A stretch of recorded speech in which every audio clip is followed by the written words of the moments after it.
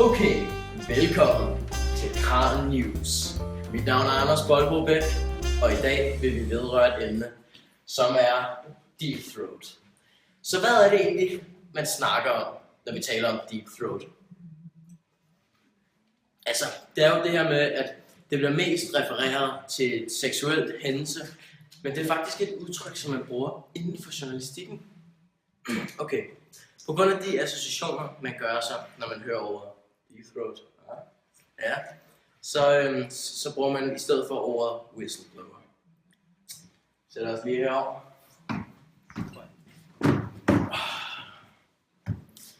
En whistleblower er en insider, der finder korrupte og ulovlige aktiviteter, hvilket er en vigtig kilde til informationer inden for journalistikken.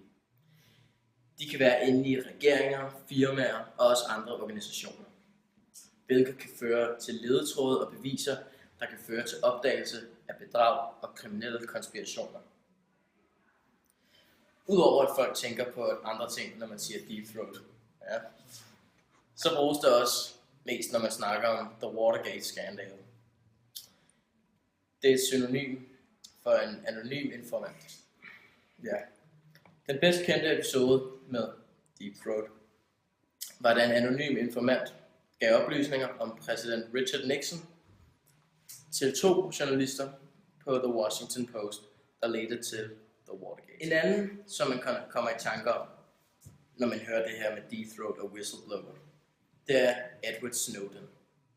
Han er også kendt for at være en af de her informanter, som går ud og finder nogle ting for at bevise nogle andre ting, som kan være for eksempel kriminelle hændelser. Tak for i aften.